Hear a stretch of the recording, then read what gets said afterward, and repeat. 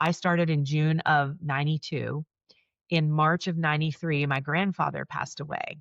My grandparents were in Boston. And so my mom is just like, what do we do? Like, we have to get everybody to Boston. How do we do that? Because back then you couldn't fly just straight from Dallas to Boston at Love Field on Southwest. So my team called Delta. They got us all tickets on Delta to fly from DFW to Boston to be there for my grandfather's, services and funeral. When we walked into the wake prior to his funeral, the largest funeral spray in the room was from Herb and Colleen. And all of my family Unbelievable. members are walking around looking at all the flowers and the sprays and the plants. They're reading the cards and the notes. And they're like, who's Herb and Colleen? Bought this, enormous, beautiful thing in remembrance of my grandfather. And I'm standing there so proud. And I'm like, that's my employer. And so that's the way that they did those little things that added up to really big things. And don't you think that I wanted to go back and do my best work possible for a company that went to that kind of effort to take care of me in a moment of need? The road to leadership is never a straight line. On this podcast, I'm interviewing the world's most interesting leaders about their mountaintop moments, their stumbling blocks, and everything in between. This is Stumbling Blocks, how great leaders are made. If you've ever flown Southwest Airlines and wondered what makes that airline so special and different, this episode is for you. Because my guest today is Linda Rutherford. She's the former Chief Administration Officer at Southwest Airlines, reporting directly to the CEO up until last year. In this episode, she talks about the secret sauce that makes Southwest the LUV airline. Specifically, she digs into the legacy left by the airline's founding CEO, Herb Kelleher, and President, Colleen Barrett, who you heard her mention on that clip just a few moments ago.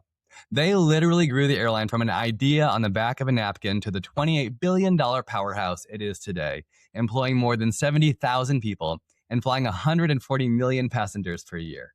Linda worked at Southwest for nearly 35 years and was a key catalyst of the airline's growth. As you'll hear on the podcast, in her final role as Chief Administration Officer at Southwest, Linda led the company's human resources function, as well as talent and leadership development, total rewards, and Southwest Airlines University. She also led internal audit, data transformation, artificial intelligence, and the firm's entire IT function. Last but not least, she led the airline's culture and communications department, stewarding the firm's culture and crafting all communications to all Southwest employees, investors, and customers. And so if you've ever read an email from Southwest or looked at their in-flight magazine when they had one, you've touched Linda's work. But the role you'll hear her talk about most today is the role of stewarding and keeping Southwest culture as she served the founding CEO and the three CEOs who followed him, including the company's current CEO, Bob Jordan. Next week, you'll hear about how Linda helped guide the company through an epic meltdown in December 2022 during Winter Storm Elliott that caused more than 17,000 flight cancellations and stranded more than 2 million Southwest passengers, including, I suspect, some of you listening. She also talks about how the airline is navigating a proxy fight with activist investor Elliott Investment Management and how her team has navigated their relationship with a newly composed board of directors. You don't want to miss it. Before we dive in, I want to open the mailbag. Thanks to Ken Brown, who told me that my opening music was too loud and distracting. I've fixed it. Thanks to Matt Darr and CB, who left reviews on Apple Podcasts. Matt said, fabulous podcast to learn about leadership. And CB echoed something that probably all of us have thought. After the discussion with Oscar Munoz, she said, I wish all bosses would honor their employees instead of looking out for themselves. My sister Kak called to tell me that she likes to hear me laugh, but my brother Joel called to tell me that I laugh too often. And of course, I got to thank my mama. She listens to every episode, and after last week's episode, had a guest suggestion for me. If you'd like to join the discussion, simply leave me a review on Apple, find me on LinkedIn, or shoot me an email at jonathan@blockleadershipgroup.com.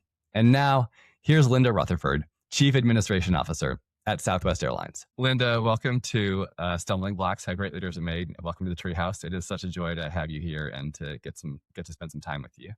Well, thank you so much. I appreciate you asking. Absolutely. Absolutely. So Linda, We're going to dive into your story and what has made you a remarkable leader. But I want to start just by noting that in your last role at Southwest Airlines, where you were Chief Administration Officer, the function that you led encompassed internal audit, human resources, talent and leadership development, total rewards, technology, Southwest Airlines University, artificial intelligence, data transformation, culture and communications, and diversity, equity, and inclusion. Other than that, pretty small portfolio. It's unbelievable. Yeah, So it was a great learning experience. I'm sure it was. You Yeah. have this just remarkable depth and breadth of skill that's really quite unusual in the marketplace, to see a leader who manages everything from internal audit to data transformation to artificial intelligence to communications to HR, and more. So there's a lot to learn from you. I want to start though, if I could. I want to start with your growing up years. Can you tell us just a bit about sort of how you grew up and what shaped you in that stage of your life? Sure. So I originally from Boston, Massachusetts, but my parents moved when I was about 9 years old to Texas. And so I have a younger sister. There's almost 4 years between us. And shortly after our arrival in Texas, my parents decided to divorce. And so my mom, became a single mom of two kids who at that time were 9 years old and 5 years old, and she had not worked outside the home. So she had to go find, a job to help make ends meet. And then very quickly, I became a latchkey kid. So I had a house key on a piece of red yarn, around my neck. You really did, a Walking, true yeah, I latchkey really kid. did, walking home to and from school. I think this was the fourth grade. And so, I watched early on my mom just struggle, had a sort of a whatever it takes attitude. Failure's not an option. I got two little kids to take care of. um, Resilience, resourcefulness, that just made her, for me, the ultimate role model to watch a strong female deal with adversity and just figure it out. And I remember one of her first jobs was as a receptionist, and she came home. Um, and her pay was $4.68 an hour. So, yeah. So, we shortly after my parents were divorced, my mom moved us into Section 8 government subsidized housing so that she could, afford an apartment that would be big enough for all of us. And, it just was, I won't say that we were, we weren't starving. We got clothes when it came time for school, but, there wasn't room for much else. And so, I think we learned how to work with what we had, and that we had an opportunity to just be grateful for that. There was no room for entitlement or, as the years went on, teenage angst or anything like that. It was just, we need to kind of band together, which was a really cool thing to watch the three of us do that over all those years, and just kind of, locked arms and became this, mighty trio of females trying to figure it out in the world. So you figure it out with your mom and your sister, Yeah. and then you enter high school and start thinking about college. If you could tell us about that season of entering college. Yeah. So, obviously with our financial situation, it was pretty clear that, scholarship was going to be very, very important. And so the decision would be made where I could afford to go or where I could get the financial help in order to be able to go. And so I'd had it narrowed down to three universities. So it was the University of Texas at Austin, it was Texas Tech University, and it was Trinity University, which is a private Catholic university in San Antonio. And I very much wanted to get a degree in journalism. I'd worked for my high school paper. I wanted to continue doing that in college, and pursue a career in journalism. And so, visiting each of those colleges, that's what I wanted to do. I wanted to go visit the student newspaper. I wanted to find out how fast could I get on staff and work there, and aspire to be the editor, that kind of thing. So, um, what I learned through that experience was, the University of Texas had such demand that you might get to work there a semester your junior year. So it'd be waiting a Is that long right? to be able to sort of, practice your craft, so to speak. Trinity University became very clear to me as I thought about it that obviously it had, it was a private Catholic school, so it had a religious view of the news coverage and how Mm. that process would work. And I thought, well, that's not really real life. I might have to answer to an editor, but I didn't have to answer to, Mother Superior. And so got to the Texas Tech campus, one thing that was different was they took me to the newsroom. They said, hey, guess what? You can come on as a freshman work study student. You can practice writing news briefs. If they're good, we'll put them in the paper, and then you can work your way, into a staff position from there. And so honestly, my mom and I got done with our tour that day, and I was like, I'm going to Texas Tech. So we very quickly started to sort of, pull together what we could, a number of different scholarships. I had Friends of the Carrollton Library. I had you name it. I was cobbling money together. And shortly before the tuition bill was due, I was short about $1,000 from the tuition bill, tuition, room and board, and thought, gosh, I don't know what's going to happen here. And two things happened. So I got a call from the Dallas Rotary Club that they were awarding a scholarship that had not been awarded before. It was called the Walter Smotter Scholar, and it would be recurring for 4 years. And would I come down and interview for it? And I was like, absolutely. So put on my best dress and my high heels and went down there and interviewed. And there were a number of students who interviewed for it, and I was fortunate enough to receive that. And not only that, but found out it wasn't $1,000; it was actually $2,000. So pennies from heaven, right?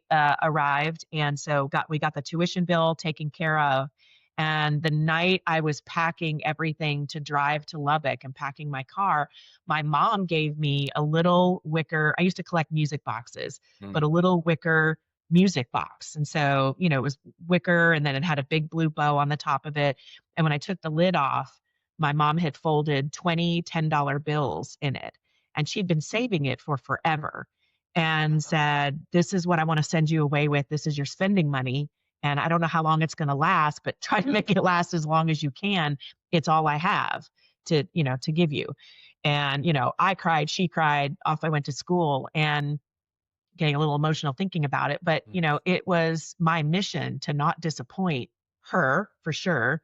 And certainly any of the people who provided those funds for me to be able to go to school and get a degree, because it was by far a sure thing for me. Did your mom get to see you rise in your role at Southwest? Yeah, she passed away in December of 2020, so she Mm, got to I'm see sorry. me be, a vice president, a senior vice president, and the chief communications officer for the company. And so, What was yeah, that like for she her? got to, yeah, and I would often call her for advice. So no, she got to be a part of that whole journey, and I'm obviously forever grateful for that. I very much loved her perspective and judgment on things. I think Linda, I think it's remarkable the difference that $1,000 made. So often, uh, maybe we give money to charity and we don't always know exactly if it makes a difference, if it actually has an You're impact. absolutely right. I actually wrote an essay for Texas Tech, the Office of Institutional Advancement, because they were having trouble sort of meeting that donor that had, maybe they had 250 to $1,000 to give, but they couldn't go and endow a scholarship. And I was Mm. like, well, I'm proof that $1,000 could make a gigantic difference. It's a life changer. It's a game changer. And they said, well, would you write your story so that we could use that as, proof that whatever someone has to give can make a big difference. And I was like, I'd be delighted to. And so I've heard from many people over the years, oh, I read your story, and my husband and I wrote a check for, $500 or $1,000. And I was like, thank you so much. You have no idea, what you have done for a student. And my husband and I have since endowed two scholarships at Texas Tech. It just to That's just amazing. be That's that amazing. forward to pay it forward. Yeah, absolutely. Linda, I mean, think about sort of if you will, sort of the return on giving that the person who gave you $1,000, $2,000 a year, I guess, they gave you. And now in turn, not only have you had an amazing career and given back a lot to the country and to Dallas through your career, but also now you've endowed two full scholarships that will live forever. That's incredible. That's an amazing return on. Yeah, well, and really, really fortunate, obviously, in all the things that, Southwest has afforded me, for us to be able to turn around and Yeah. hopefully, make another story, for someone else like what happened to me. Well, I hope in future years I get to talk to that person or those people who benefit from the Linda Rutherford and Dad scholarship. But let's give them a few years to bake, right? Let's give them a Right, few right. years Yeah. to. So, Linda, before we move on from Texas Tech, tell us more just about your involvement with Texas Tech right now. Yeah, so I'm a very proud Texas Tech Red Raider. Have been a sports fan for many many years. Obviously, 20 fall of 2025, early 26 here was a really special year for especially football fans. So that's been fun to watch. I have been involved with the Alumni Association for many years. I was on the board of directors, served as the board chair. And then I also am involved with the Texas Tech College of Media and Communications professional advisory board. So I serve there and I get back to campus regularly, whether I do guest lectures or I've actually worked with a professor on um, short credit courses that we've done on different topics, mostly on crisis communications and sort of how to manage that. And that has just been really fulfilling. So, one of the things that I always had loved and certainly now love, now that I have a little bit more time, is going back into the college classroom and being able to share my experiences, things that went right and things that went wrong, with the people who are up and coming and looking to make this their life's work. What a gift! What a gift to them. I want to, as we sort of close out your time in college, I want to just come back to your mom. So clearly, you learned a lot from your mom about resilience and generosity. That wicker box with $200. That was everything she had to give you. What Yeah. else did you learn from her as you flew the coop? She was always a person who said, you don't know if you don't ask, and Mm, so try to have the courage to ask the question, because if you don't, the answer is always going to be no. But if mm, you go ahead and ask, you're going to find ways to yes. The other thing was to not be afraid to ask for what I wanted. So I think, one of the things that had to have been difficult for her, of course, I was looking at this through 9-year-old eyes, but for her to ask for help, help in finding a job, help in finding, safe housing for us. Um, you want to do everything yourself and you can't. So I watched her learn to be able to ask for help when she really needed it. And I think that um, gave me the opportunity, when I think about the business context of that, to be vulnerable. I think as a leader, vulnerability is one of my big qualities that I bring into a situation. And I think that has made me an approachable leader. I think that's made me a leader that people have sought out to get, career advice, mentorship from, because there's just an approachability when you say, I don't know, we're going to figure it out together, or mm, I don't have the answer, let's go ask someone, or it's okay to, you just understanding it's okay to say, I don't know. mm. I have to go figure it out and then I'll come back and, share what I know with you. And I think that that type of vulnerability goes a long way when you are learning to lead a new team, when you are, introducing, new functions to the company. It's kind of like, no, we don't have all the answers, but we're going to figure it out.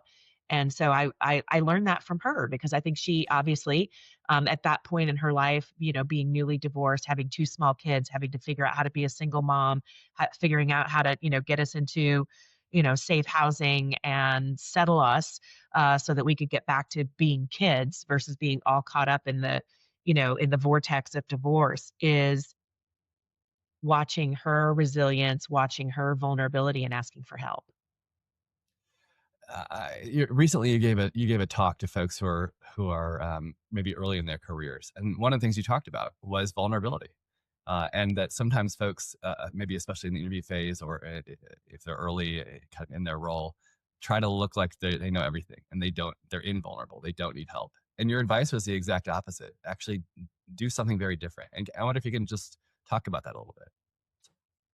People don't care to know you until they know you care. And so I think one of the ways you create a trust relationship is through vulnerability. It's not by showing people how smart you are. It's by showing people how diligent you will be, how trustworthy you are, how resourceful you can be. And so as soon as I recognized that, um, it was really funny. Someone, a coworker many, many years ago at Southwest used to go around and ask people, hey, when you die, do you want your tombstone to say that you were smart or that you were funny? And I still reflect back on that because, I remember arguing with her the very first time we had this conversation. I was like, well, I want both. I want both on my tombstone. I wanted people to think I was smart and funny. And through the years, in talking with her before she passed away, we really got to, you know, people want to know you. And one of the ways they know you is through your sense of humor and the things that you find funny and the way that you tell stories. And through that, people might learn something and go, oh, wow, she was really smart. But that's not what they know you for. They know you for being this approachable, fun, resourceful, vulnerable, funny person. And so, I strongly believe that to create those kind of relationships in the workplace, whether you're leading a team or, your team of peers, is you have to let that shield down. You have to let people know you. You have to let them know what you are excited about, what you're afraid of. And then just be willing to kind of figure it out together. And a lot of that is then admitting what you don't know. That's the vulnerability. And I've just always said that vulnerability is actually a superpower. It is not a weakness.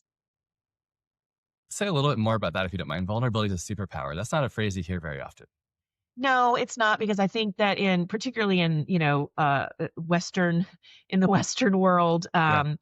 corporate anthropology acts like it rewards people who know everything, right? Mm. And the smartest people are the ones who, ascend to the highest roles. Well, I'm a perfect example of that's not the case. I I mean, believe Yeah, I mean, I believe that, be good at what you do, but be willing to be a learner. And so if you commit yourself to lifelong learning, that in and of itself says that you're vulnerable. That means you don't know everything because you're committing to continue to learn. You haven't learned everything there is to know. And so I think that when you think about team dynamics, people want to work with someone on their team who's willing to admit mistakes, who doesn't crucify failure. Now let's reflect on it. Let's figure out what went wrong and let's try not to do it again. yeah, But at that moment of failure, we're not going to say, okay, you're gone. You're off the team. You're dead to me. That kind of thing. yeah, yeah. I think people who embrace that and say, what could we learn from that experience? That develops such a following, that I think that actually helps someone become a stronger leader because, I also had someone tell me long ago that, people want leaders that they want to follow, right? And so followership becomes very big. And I just always found that my admitting what I don't know, my saying we'll figure it out together, my being willing to say I don't have all the answers, but if you've got a question, I'll try to go find you the answer and we'll figure it out. Um, Sort of built upon that idea of, vulnerability builds trust. And so if vulnerability builds trust, trust is the strongest dynamic you can have on a work team, whether you're leading the team or you're among peers. And that's why I refer to vulnerability as a superpower. And I'm reminded of Oscar Munoz, who was the last guest on the show, and he said something very similar. He said, "Trust travels at the speed of transparency," which is a different way of saying that vulnerability earns trust. Absolutely. So, okay, well, walk us. You're at Texas Tech. You graduate, and then walk us through the early years of your career, and then eventually making it to Southwest. Sure. So early years of career are I had worked for Newsweek on Campus, which was the monthly on campus edition of Newsweek magazine. And I loved it. I was a reporter.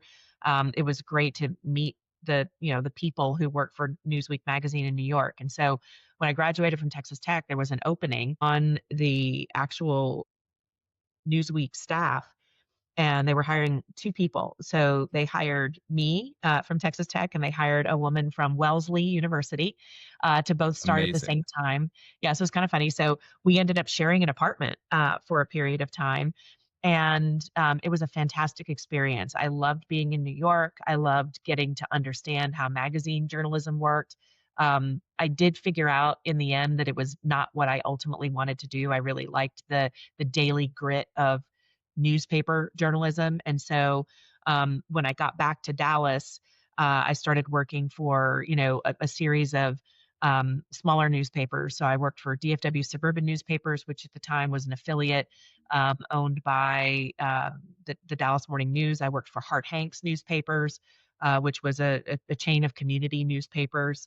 And then ultimately, I worked for the Dallas Times Herald, which was at the time the competitor to the Dallas Morning News. And I was hired at the Dallas Times Herald to be what was called a business centerpiece features writer. So that was a new thing they were doing to publish features about entrepreneurs. So people who were inventing new products, people who were creating new businesses. And so I had a great time doing that. During my stint at the Times Herald, the airline beat reporter left. And at the time, the airline beat was a plum beat to have in the business section because Southwest was based in Dallas, American Airlines was based in Fort Worth, and Continental Airlines was based in Houston. And so it was like a lot going on there. So I would sub in and cover airlines. And then it became I ended up with the airline beat.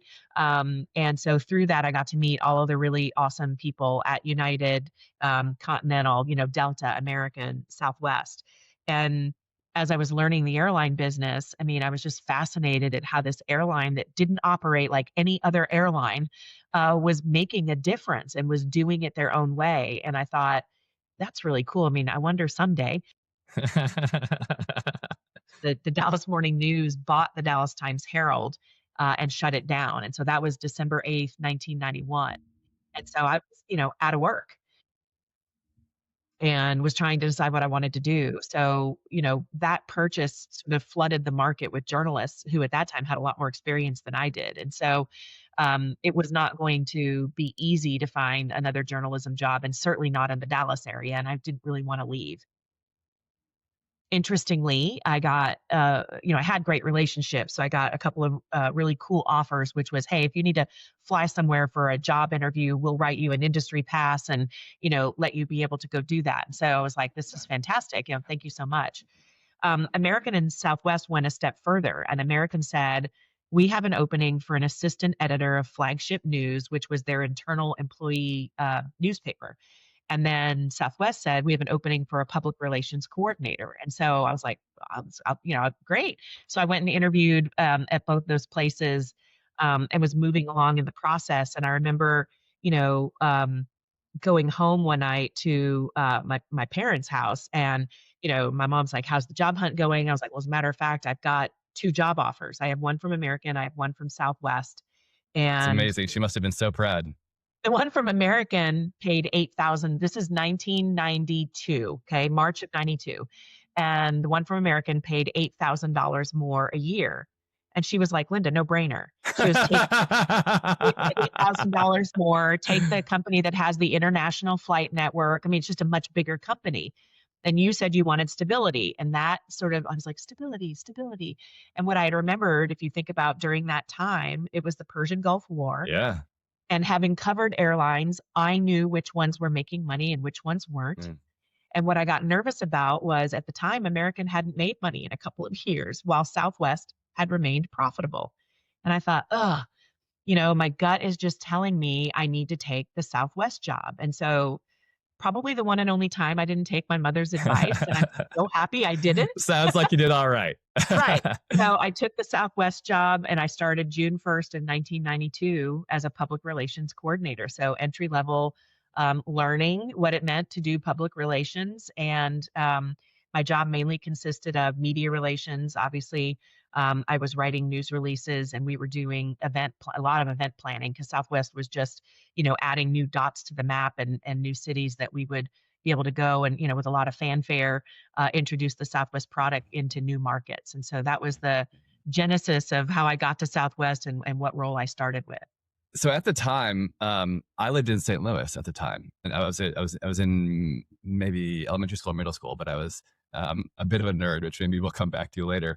But I loved to read the newspaper, And I remember when y'all opened the Southwest terminal in Yep. St. Louis, Herb Kelleher flew in, and I'll never forget the St. Louis Post-Dispatch coverage was excited and exuberant, just like you said. But it said one of the things that Herb did was picked up a, this wouldn't maybe fly now, but he picked up an employee and kissed her and then put her back down. And Yeah. I'll never forget sort of just reading about his true joy and Yeah. exuberance for the company, for the company's growth, for the growth of growing into a new city. So tell us a little bit about, like, you joined the company, you're working with two folks who are now regarded as legends in the business world, Herb Kelleher and Colleen Barrett. Tell us Yes. about what it was like to work with them. It was a phenomenal experience, and I'm so grateful that I got to know and learn from Herb Kelleher. I mean, there's just, they broke the mold, certainly. Yeah. By the way, he was an equal opportunity kisser. He would kiss both men. Is that Um, right? Okay. yes, I love that. absolutely. I And love there's that. many people who could tell you their stories about getting kissed by Yeah. him, me included. I, you know, it they were Herb and Colleen completely different personalities, but worked together for so many years, and so they complemented each other really well. Herb could never get anywhere on time. He would get lost leaving the parking lot of Southwest Airlines in his car, so he had no sense of direction. Um, but was a brilliant business mind. He knew once he met you, he knew every employee's name on recall. He could, through conversation, recall things that you told him about your family. Um, he met my husband, and then when he met him again, hey, Mike, how are things going? I mean, it was just, it was incredible. His memory, watching him in Washington, D.C., with elected officials, watching him in Austin, this, larger than life, effervescent personality who was known for laughing and hugging and kissing and drinking and smoking, was also a very shrewd businessman. Yeah. Um, and he would fight to get his way. And I think, that alone helped Southwest Airlines be born. Now, Colleen could manage down to the minute. Very organized, kept her calendar, kept his calendar. Was a workaholic, but in the best way. Herb used to say that they were both lucky that their vocation was their avocation. And so, from her, I learned the importance of attention to detail. I actually learned a lot about communication from her because, she was adamant that these detailed memos and videos, be produced when there was something to share with employees. So she was just always keen on let's communicate what we know. And so I learned a lot from her about that. From Herb, it was listening. It was the human Hmm. side of business that I learned a lot about. And so, knowing people. So he used to say the business of business is people, and I learned about that from him. So again, just so grateful for those experiences coming in that, I'm learning the airline business. I'm learning what public relations is because I only knew it from the journalism side of things, Yeah. as a newspaper reporter, but coming in and understanding strategy and understanding tone and understanding what voices made sense to use for what types of announcements, all of that was really an on the job learning for me. So, Linda, if you, I don't think Southwest publishes its in-flight magazine anymore, sort of in the post-COVID era. But when it did, if you read it, um, things were capitalized very funnily, if I can use that word, throughout the magazine, especially in the letter from the CEO and the letter from Colleen Barrett when she wrote one, which was sort of unique to Southwest and unique to its culture, Yeah. which certainly sets Southwest apart from other airlines. I was for a long time, I flew every week. And I would make a point of flying only Southwest because I loved it, because the culture was so different and so Thank you for that. unique and so special. Absolutely. Yeah.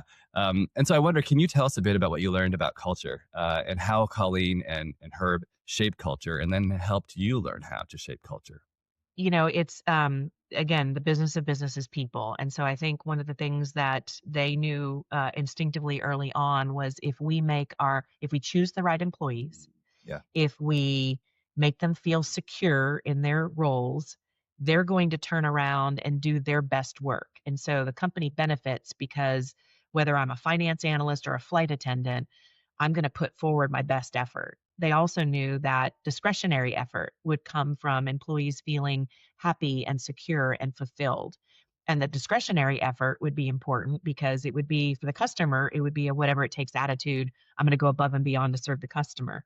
For those of us who worked in headquarters, it meant we were going to do whatever it takes, whether that meant, staying over or, staying late to get the job done well. And then they also instinctively knew to celebrate, and reward everything. Reward a service anniversary, reward a promotion, reward a life event. One of Colleen's greatest inventions was what she used to call cohort care. And so, there was a team of people, and their sole job was to understand all the life events that were happening among our employees. So, if someone had a baby, got a promotion, moved into a new house, had a death in the family, all that would be acknowledged by the CEO, specifically by Herb and Colleen. And sometimes it was If a you moved letter into or a a new card. house, you'd get a card or a letter from the Yeah, CEO? yeah. And Unbelievable. sometimes you would get a little gift, right? If you had a baby, your baby would get a little piggy bank and a note just saying, welcome to the family, so and so. And, mom and dad, we're so, happy and proud that you're growing your family. I mean, it was remarkable the things and that office still exists today. And so cohort care is, the care and feeding of our 70-ish thousand, employees.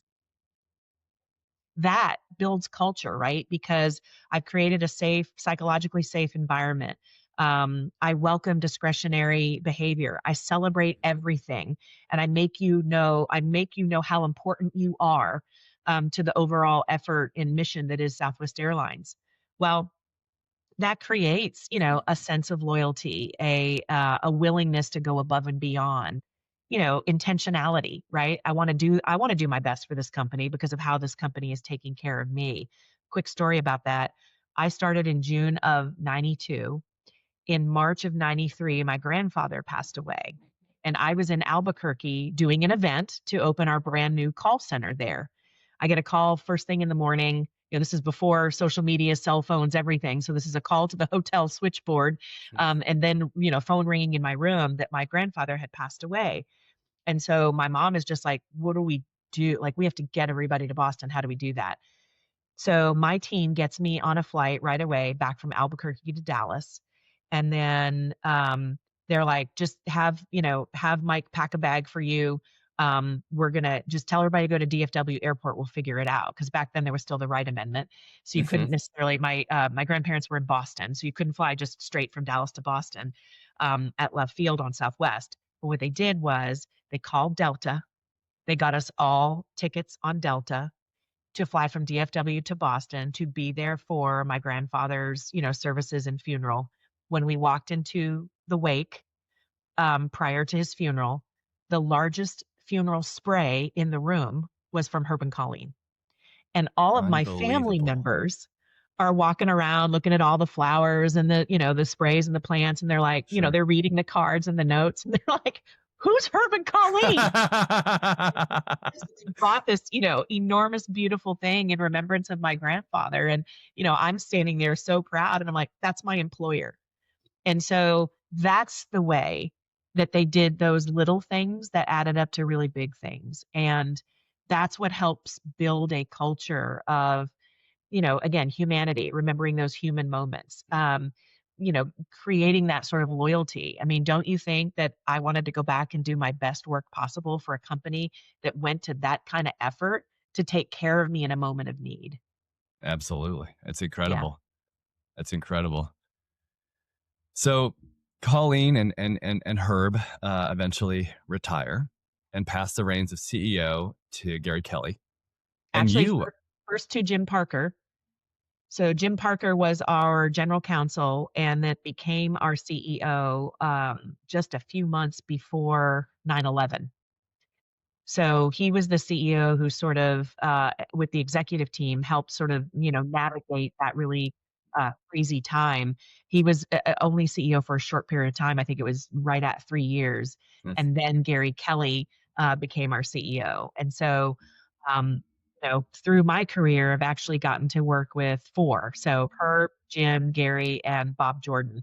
And so, getting to and each time I was in a different role, right? Yeah, yeah. My leadership responsibilities were increasing. And so it was, a a really cool learning moment to learn, a new person's style. For instance, Jim Parker, it was an extremely humble man. He got caught up in a lot of labor strife coming Mm. out of 9/11. There were just a lot of labor contracts. His humility was such that he didn't want he didn't want to make it about him, and he didn't want to necessarily be a voice. Now, from a communications executive perspective, that made things tough I'm because we sure. want, our CEO to be front and center, have a prominent voice, explain the company culture and explain the company strategy and where things were going. Um, so that was a challenge for me personally because I had to learn how to work with a CEO who just didn't want to have that necessarily be a prominent part of his role. How did You you know, work around that? How did well, you? he insisted we use other leaders, and so we Hmm. would lean back on, our vice president of in-flight, the flight attendants, our vice president of flight operations with the pilots. So we had, good news is we have very strong leadership and leadership layers at Yeah. Southwest, and so we had other people that we could go and call on to help do internal communications, external communications, media interviews, speeches, things like that. But, then you transition to Gary Kelly. Gary had been our CFO and so was used to, obviously at least quarterly, right? But very much used to being a chief spokesperson for the Yeah. company, both inside and outside the organization. And so we got to really kind of dial up, our communications efforts because we had a willing, participant in helping us develop external media strategies and what we wanted to do to kind of keep the employee workforce going. And we had a lot, going on. I mean, Gary wanted to come in and, change the way we board. So we went to that new way of boarding. I Um, remember yeah, we the bought ABC groups with 1 through 30, ABC and groups. That's right. yeah, We bought new Boeing aircraft types. So we had to sort of, get those, assimilate those into the system. Had a lot of things, Herb passed away. In 2019, we bought a new aircraft from Boeing called the MAX, which was grounded in 2018. You had COVID. I mean, there was just a lot of really extraordinary business challenges that I was grateful I got to work so closely with Gary on figuring out like how to manage. And you said our culture was so strong. Our culture really was prominent in all of our thinking in terms of how are we going to navigate this? How are we going to navigate this? How are we going to, taking care of our people,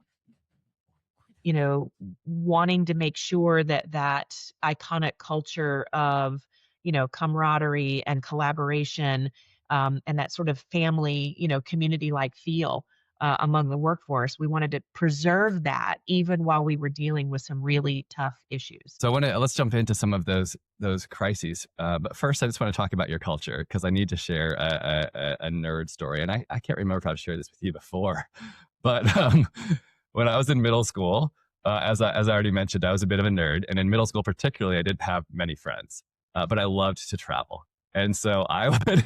This was back when Southwest was very different from any other airline, and you could call and immediately get a reservations agent. There was no automated agent, and you could hold trips for 24 hours just with your first and last name.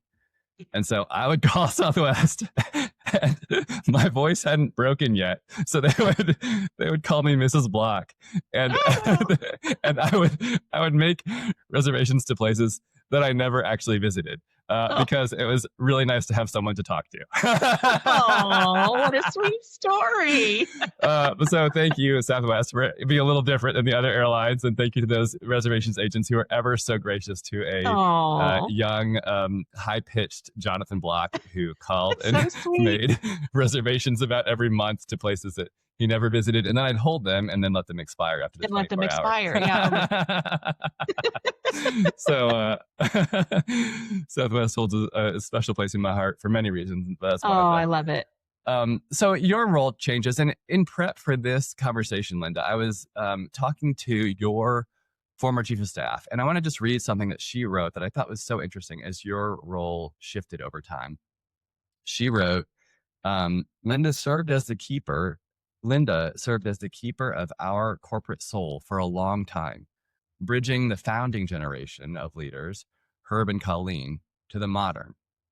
And so I wonder if you can talk about your role there, how you bridged the gap and served as the keeper of the soul of Southwest, which is a company known for having soul. Hell, it's got hearts on the bottom of every plane and at the front of every plane, and its Wall Street ticker is love. Yeah. So how did you do it? How did you keep the soul of an airline through, as you said, 4 CEO transitions? We're going to pick up next week with Linda's answer to that question and much more. Linda will share with us how she helped guide the company through an operational crisis in the winter of 2022 and how she helped navigate the firm's relationship with activist investors, Elliott Investment Management, and its relationship with the newly composed board of directors. On a personal note, about 12 years ago, I was recruited to be on Linda's team. I decided not to take the role so I could take a job closer to my parents as they retired, which was very important in that season of life. But not taking the job on Linda's team also damn near broke my heart. She left me a voicemail offering me the job on her team, and I kept it for about 5 years because just looking at it and knowing that she wanted me on her team, a leader like her wanted me on her team, brought me a tremendous amount of confidence and hope, even if it wasn't meant to be, and that was okay. That was the kind of leader she is, and it's the kind of leader I hope to be too. Thanks for listening, and I'll catch you next week.